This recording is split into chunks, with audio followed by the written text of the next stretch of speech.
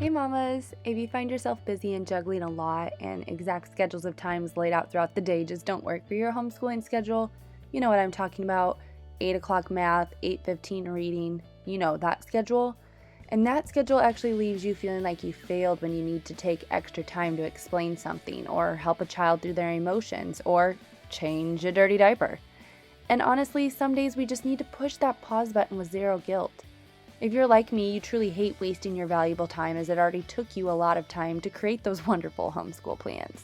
And erasing it, you would rather not. Moments like this left me frustrated and torn between pushing through to check that to-do box off or actually allowing my family's current needs to be important enough for the empty box. And honestly, I just struggled in justifying it. There are a lot of important things to learn and do throughout this day that aren't curriculum related, and I have found something that takes the pressure off that quote perfect school day and allows us to be more present to life and our children instead of a slave to the to-do list. Now that sounds like a perfect school day to me. If you are looking for flexibility and something that is not going to take you hardly any time to plan and organize, and you want to have zero guilt, I think you're really going to find something here in this video, and I'm really glad you're here. This is my homeschool closet. As you know, I plan a little bit different, always in at least 2 to 4 weeks at a time. I just need my homeschool binder right here, and I will share with you what it looks like and how we plan. Let's do this. Alright, so I sit down at this table, open up my homeschool binder, and in this first pocket is my planning. So I printed off with 4 weeks, 1, 2, 3, 4, and this is it. The only thing I need to plan for is science or our social studies unit. I plan for reading, which ties into what we are learning in our science or social studies unit. I also need to plan our vocabulary, which is part of our reading loop, and I definitely adjust that as needed. I adjust the loops that we are working on, and I get all that information by looking at the notes I've taken in the margin of my planner the last month. Then that's it. Everything else is already planned out according to the curriculum we're using. So we've been working on history during our reading time. That's what we've been doing, so we're going to take a little break on that, and we are going to jump into science. What I did was I took out my science bin, which is labeled in my curriculum closet, and now I'm going to look through here and see what I want to teach him. We just had caterpillars, and we've been discovering that, and hopefully soon, today they're starting to drop into their J, that they will spin into the cocoon, and then we will see the transformation. So I think I'm going to continue with that because he expressed a lot of interest in, just learning about that. So I'm going to do an insect unit this week or for the next couple of weeks. So with that, I just am going to go in here, and I know I have an insect unit here. So this resource is what I'm going to work through with him. So really all I have to do is put it in my homeschool binder. So every day I grab this out of the closet and then set it down next to us, and we go through everything in here. Like, done for the next month of science.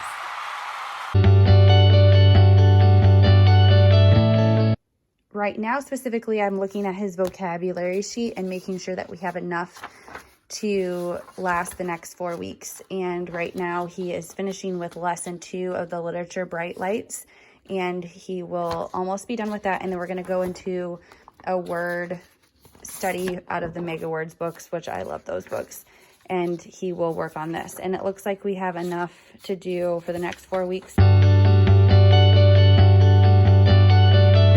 I'm updating our Bible loop, and instead of doing character traits, we're going to be doing our BSF at home. So we are going to switch that, and then I'm going to take out the character cards. This is my son's personal folder, and he will get this out each morning and get started on his gratitude journal. But anything else, if I have to leave for any reason for his younger brother to do something, he knows any of these papers in here. Math, which is his next lesson, he has a unit test the next school day. Back on this side is copywork, our address, and this one's phone number. These are white erase marker type laminated things. Then we have our vocabulary units are in here. Bible verses. He can look it up and then color the ones he did, and then English and reading. And these are all things that he can get started on independently. He knows it's his independent work because there's an asterisk on top of the subject that he needs to complete. I'll explain more about this later in the video. I like to have this because if for any reason I need to jump away, he has something still to work on to keep him focused and on task.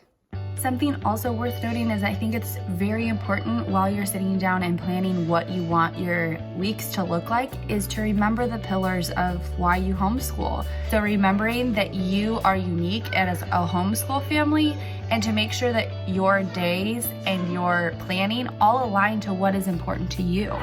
Okay, well now I'm done. I updated everything. I put all of my things that I need for the week in my basket. Well, this is gonna be for the next month. We're done, and this is the finished product. This was the last month, and this is the new one. So I will put them side by side so you can kind of see the differences here, how I adjust. I write little notes off to the side so I know what I would like to add or do here in the notes. And then that's how I plan our next month. So I did make some adjustments.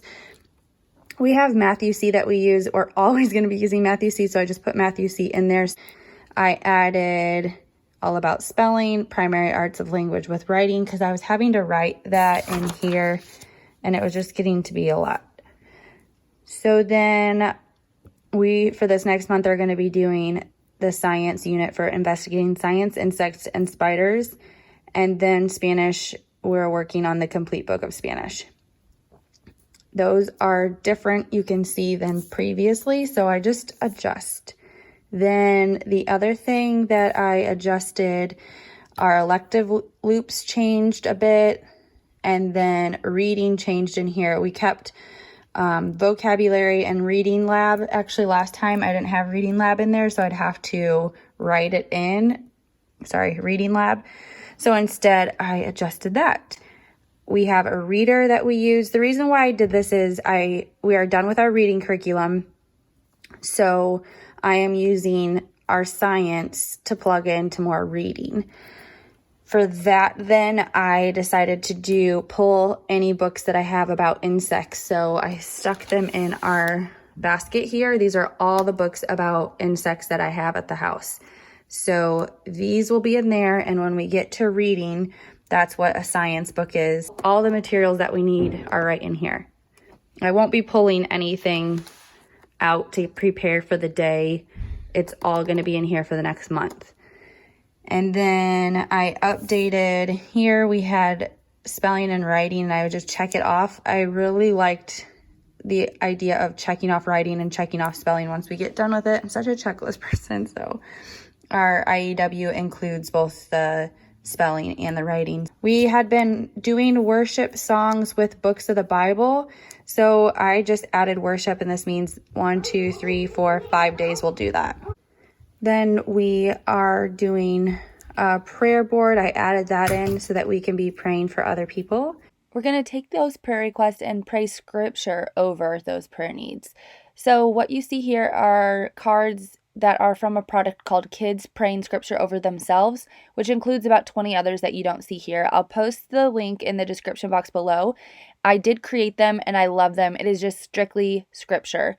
So they all have different themes as well: respect, self-control, love, everything that you would have need of prayer. There is a scripture verse for it so that the children can actually pray using the scripture that God has given us. I added, God promises, which we've had this little God's promise thing here for kids, and he's just going to 1, 2, 3, 4, 5, 6, 7. Each day he's going to do 1, 2, and then I'll just check it. 3, 4, I'll check it just like all the way through there. We're going to read the Bible Atlas with the Bible. So before we would just open up the Bible and just read. So now we're going to use the Bible Atlas, the Complete Illustrated Children's Bible Atlas. And it's a pretty neat resource. We'll see how this goes. But we're just going to open it up and read through here. And then they also give once you start. That's just the introduction, but it gives you where at in the Bible. So we can read this, look it up on the map, discuss it. If there's interest, time, we will go and turn in the Bible and also read the text. The other thing that I do that is helpful, these stars are everything that's on here. So in the morning when we sit down, he will get started on his gratitude journal. And then while he started on his gratitude journal, I'll pull this out. So I just look at what things we have to do in our loops, what things we haven't done. We always do the morning routine. So I get out the star and then pick the ones that we're gonna do for today. We just put that up on his whiteboard because he needs to do that for the day. And then once we finish it, we'll take it down so we can see what we still need to do. So this is Bible. Just to show you how things change in homeschooling, these are previous months and times through our homeschooling journey and how the template has kind of changed. So it's just fun to look back and see how we organized things back then and how it's changed. But don't be afraid to change things up and try new things and formatting new ways depending on what your needs are for school. It's always been changing for us.